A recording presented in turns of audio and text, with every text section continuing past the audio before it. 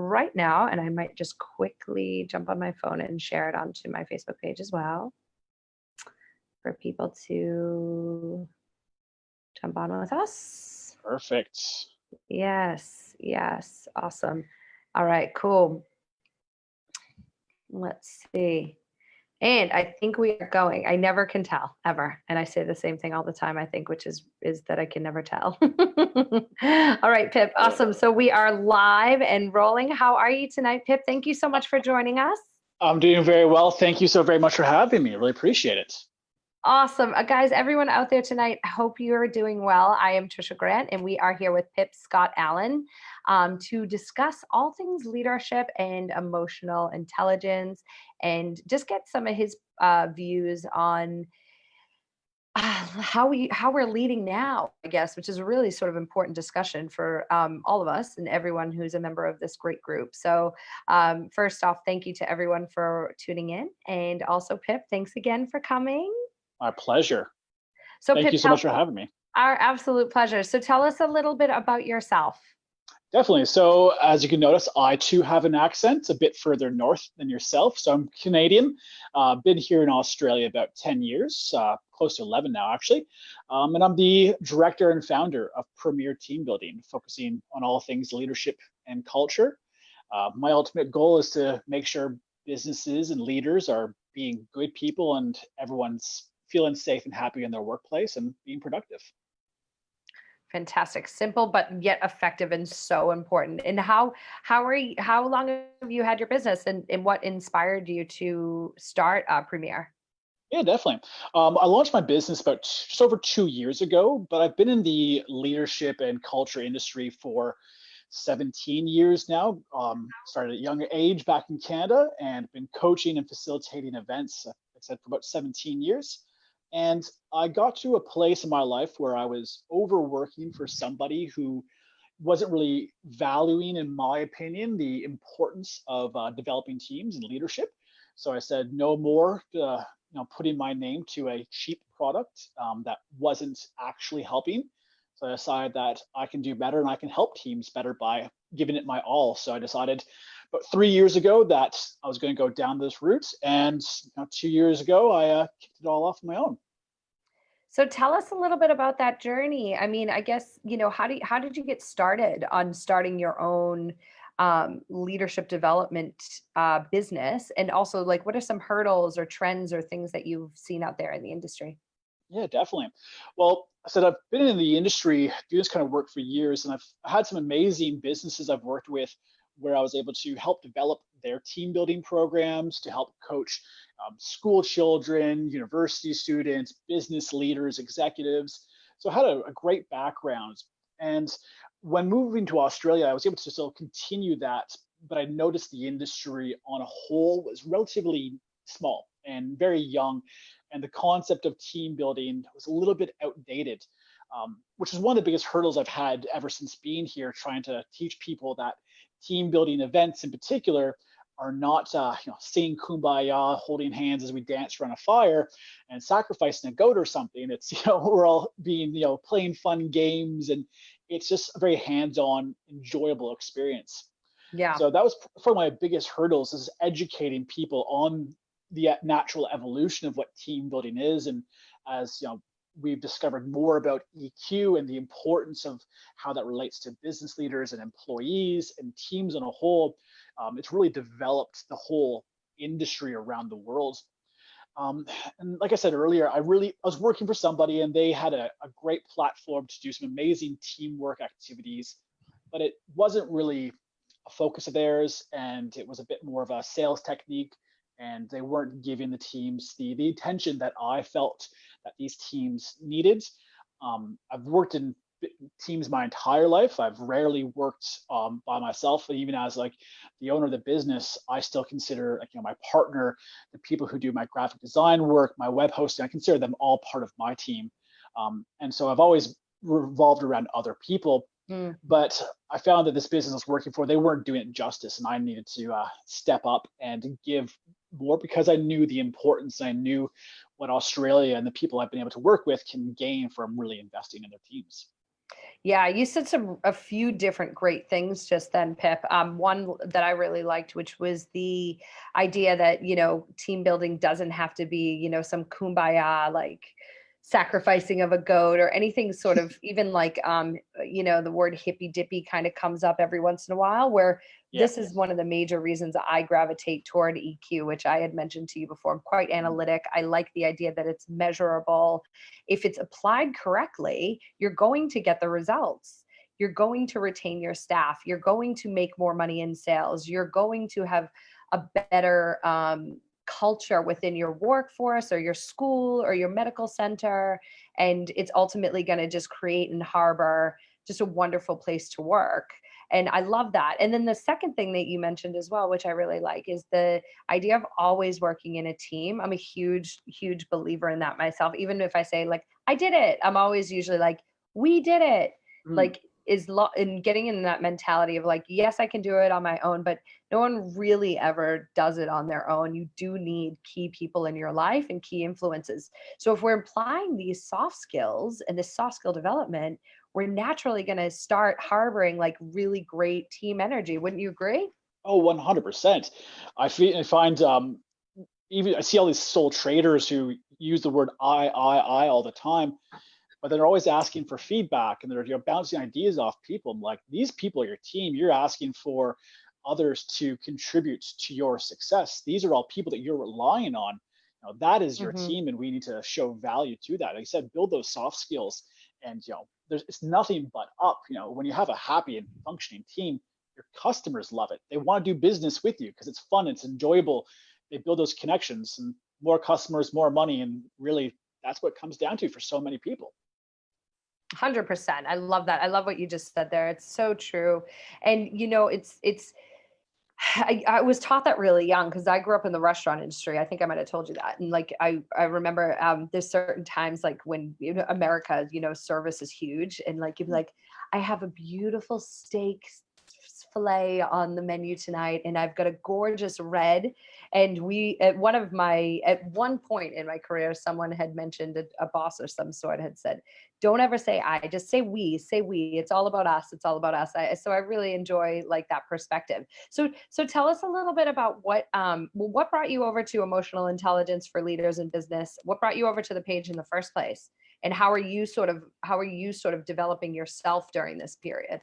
Yeah, definitely. Well, actually, I first made contact with Steph. I was looking for some alternative programs to incorporate into some of our big events that we host, and she was able to have a chat with me about a contact that she had, and we just got talking about the crossover between what she was doing and what we were doing. Um, Traditionally, I find a lot of team building events and companies around the world are a little bit less focused on results, where that's my big driving factor. I want to make sure Mm-hmm. that whoever gives me money gets something out of it besides really a one night stand. Like that's what I view a lot of team building events have been for a lot of businesses. It's here's some money, thanks, that was fun. I'll peace out. I'll see you later. Where I Yes. want some real measurable results to be given to our clients. So when I decided to go through this journey, I really started to dig deep into, the benefits of team building. I've been doing it for so long, it kind of became second nature that I knew the benefits, but I need to start educating myself more.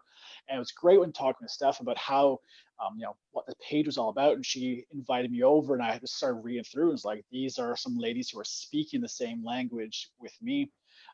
And just really mirrored what I was saying. I was like, great, I'm not the crazy Canadian guy talking about these things. There's other people who are also using the same language.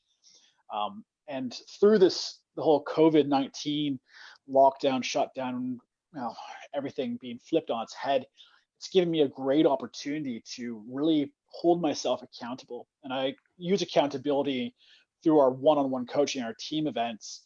I find it really, really important that we need to be accountable to our teams, to ourselves.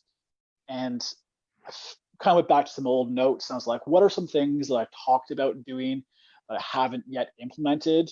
And it Mm. was today. I start those today. And so during this time, I've just been really digging deep into these, skill development, launching new programs.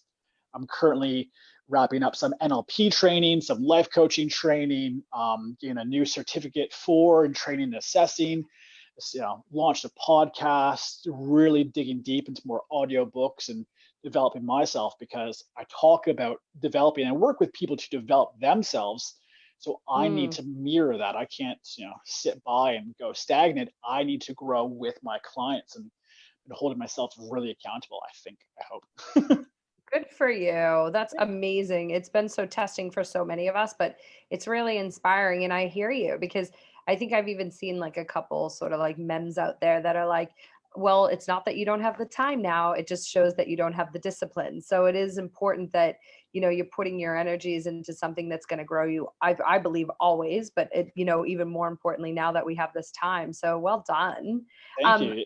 we've got a couple of questions. Steph Yeah. asks, Steph's listening in actually. Hey, Steph. Stephanie Pinto. So she asked, I like this one here, Steph. How can teams get Pip? How can teams get back to cohesiveness after COVID ends, as COVID is finishing up? That's a great one. I've been seeing this topic asked a couple different ways, whether people believe we should get back into the office, work from home. I personally believe we need to get back to working from the office more, either full time or part time.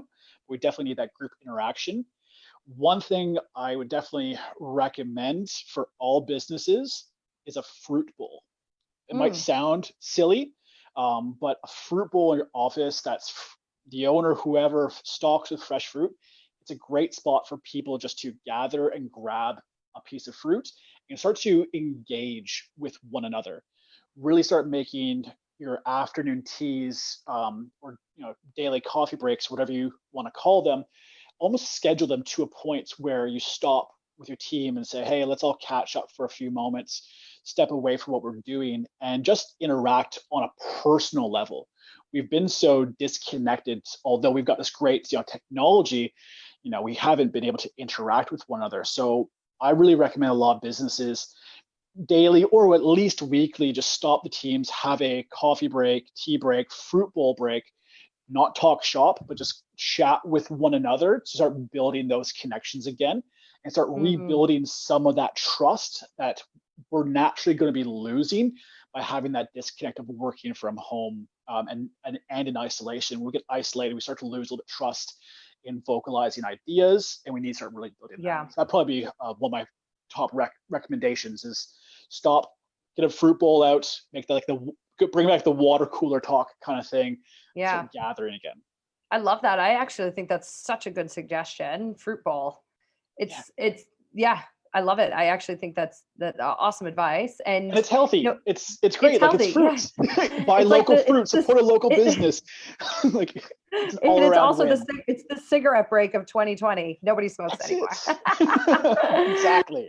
Barely anyway. And so, Mm. no, that's a great suggestion. And I just wanted to touch on that because that's actually something too for those of you who are listening and watching that we can actually start implementing and getting those wheels going around that trust and like how we can start building trust online because communication and trust is so important in every relationship and it's so much more vital now. I've said that a few times over the period of coronavirus and yeah, just keeping that communication going. So you got to build that back up though. You bring up a really good point.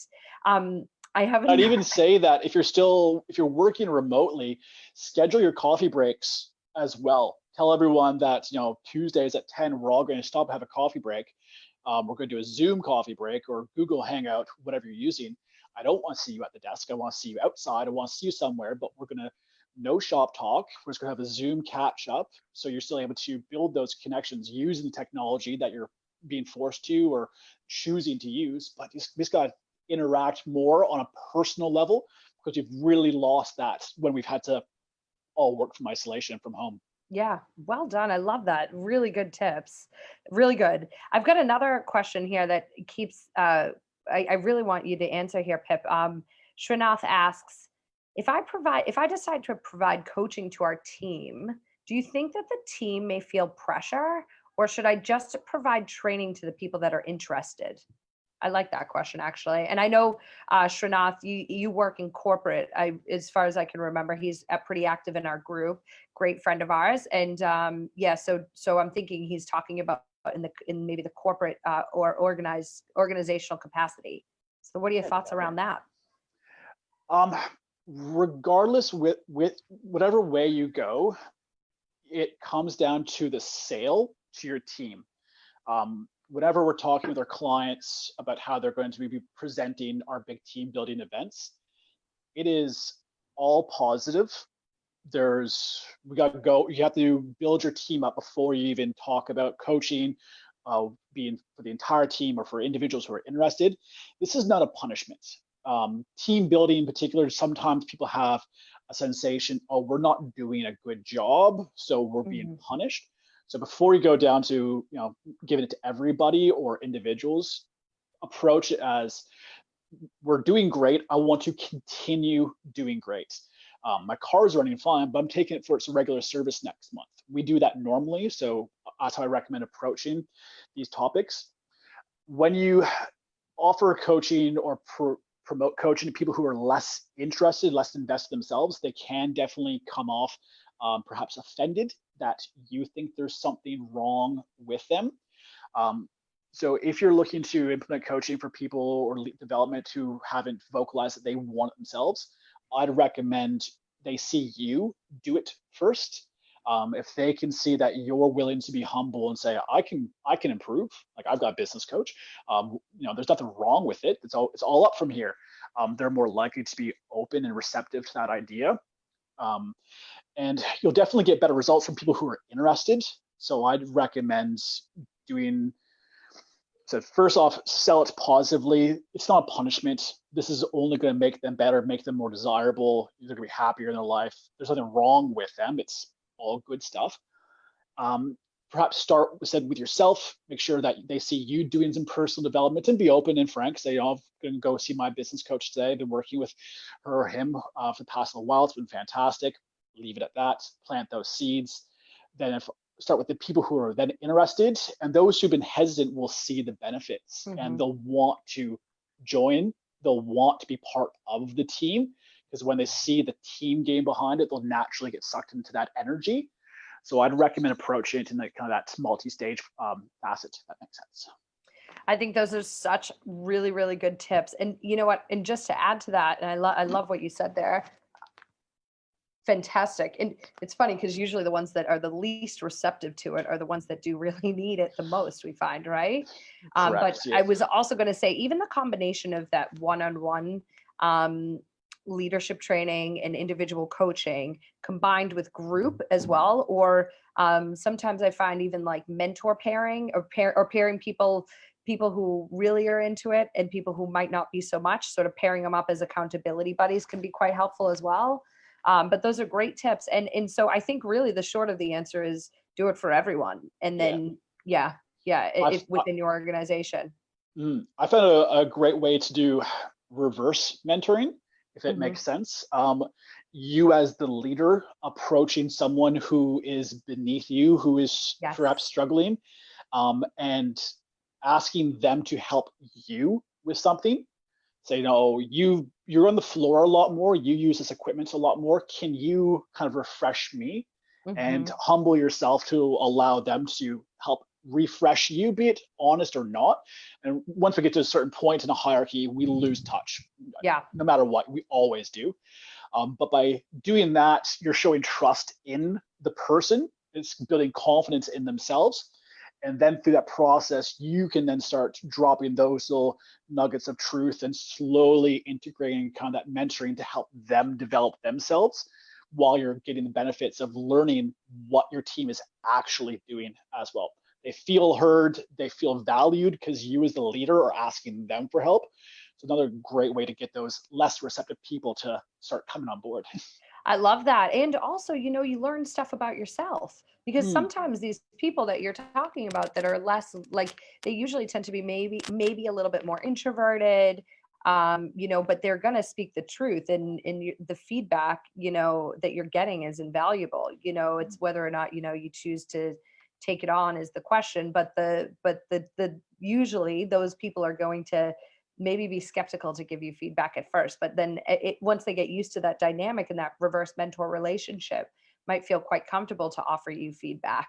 I love that suggestion. I do that a lot with my team where I'll say, well, I don't know, what do you think we should do? Mm. And I often joke and say, oh, because I'm really lazy and I don't want to make a decision. But it's really because it's all about empowerment, which is really sort of the discussion point for us at Emotional Intelligence for Leaders. This week is all really about empowerment. So I have one more question from the group here. And then I wanted to leeway into empowerment and just get some views on what you think about empowerment and how we can empower our team. But first, before we go there, I have another really good question here. So if the team members are into EQ, but the leader or the company CEO, they're not really into it, how can they help get it into the organization? That is a great question and a challenge. Yeah. Consistency. Growth and change does not, happen overnight. I often say that the key to culture is positive action repeated over time. Mm, Um, so if you have someone who is not necessarily on board, the old expression, kill them with kindness, just keep doing it, and set them up for the win. If we're serious about succeeding as a team, who cares who does it?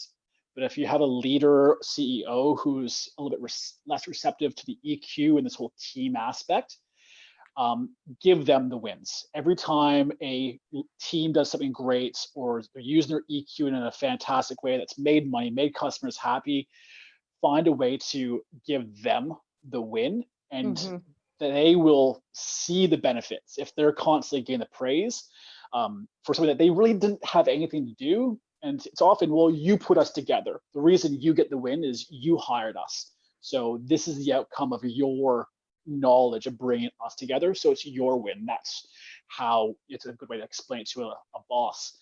But just don't give up.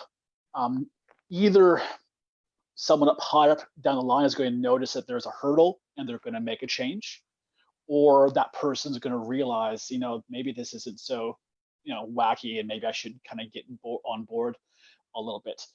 And I'm a big fan of dropping subtle hints, by the water cooler, the fruit bowl, say, oh, have you read that book, The Five Dysfunctions of a Team? Such an amazing one, really insightful. See you later on.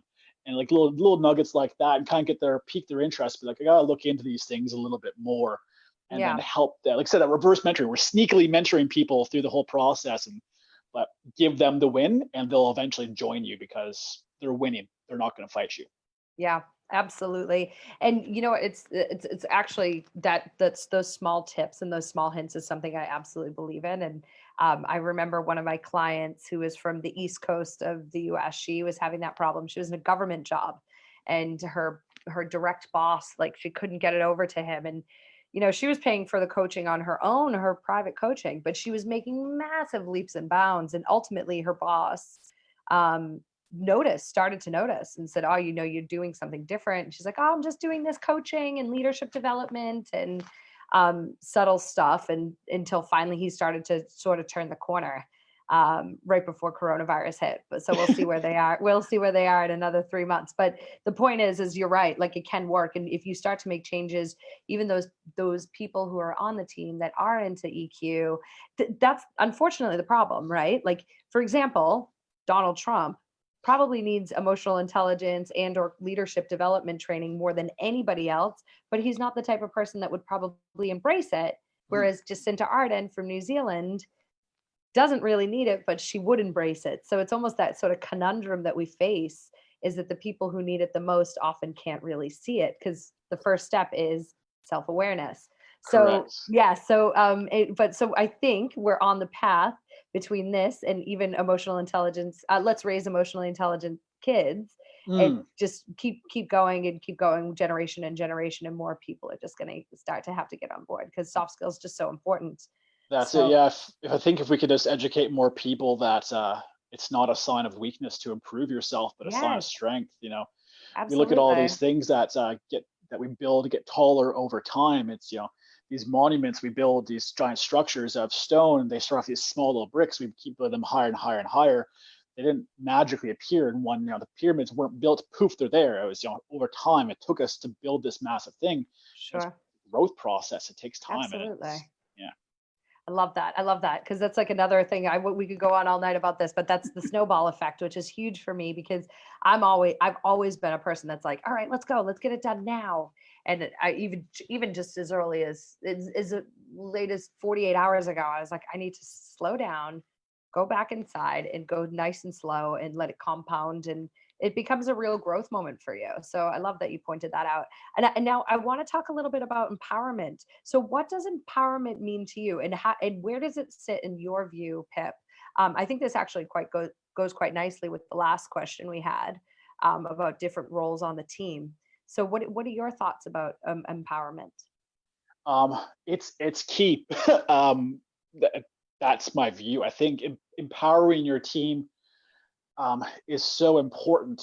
I want to be a lazy boss. I want to give my team the knowledge that I believe in them so much that they're able to, do the things that I need them to do. I have too many other important things or other things I have to worry about that I don't need to deal with that. I know my team can do it.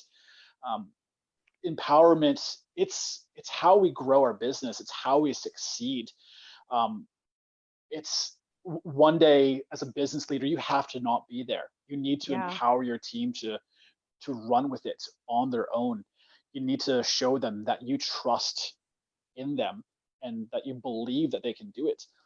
You know, I've often said, if I'm not the first person to say it, but when we build a team, we should be looking for people who highlight our weaknesses. Because if we hire people just like ourselves, we're going to keep making mistakes because we all do the exact same thing. So I'm not a numbers guy. So I'm going to get people who are numbers people because they do that well. And I'm going to focus on the things that I do well.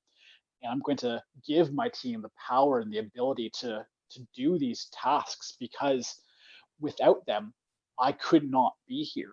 And I often remind clients about that. So I say, why did you hire somebody? Well, I needed their help. Right there, boom. That's just don't forget that. If you have a team of people, you admitted once that you could not do it on your own. So why don't you empower them to pick up the slack, pick up those areas that you need to make your life easier? When we don't empower our teams, we just carry all that baggage. And our team to us feel heavier because we're trying to pull them along with us rather than say, Mm, you mind, here's your bag, you carry the pack, you've got this. yes. I don't need you, I don't need to carry it for you. Um, a girl I worked with years ago at a ropes course.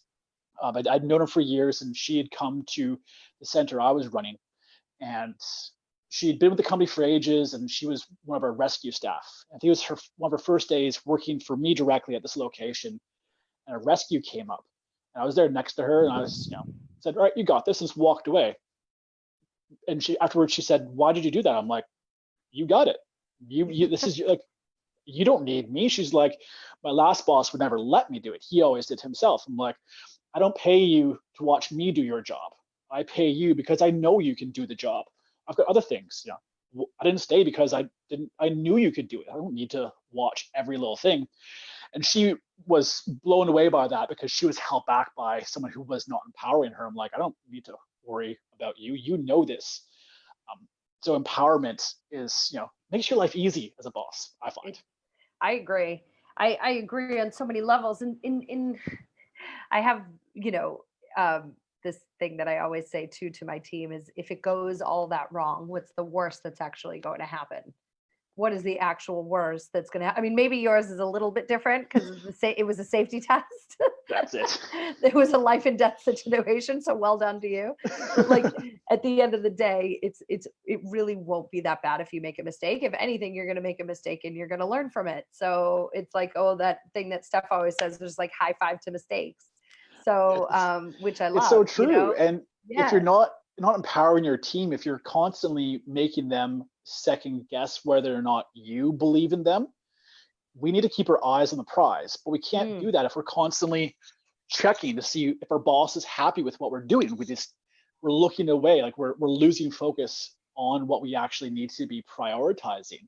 yeah. So, if when we empower our team, they're just way more successful and confident at that. Um, Yeah, no, I completely agree with you. Yeah, no, I absolutely, I love it. I love it. And empowerment is so huge. I'm so sorry, Pip. My husband just walked in and he distracted me so much. I thought I was gonna say, He I'm was, like, there's someone in the background. I've kicked my dogs out because I know that they'd be like right in my ear, going like, "What's going on?" So I was like hanging on to your last word, but he was trying to show me a text message. I don't even know what it said. It said they, I think. Anyway, needless to say, awesome, great tips. I absolutely love it.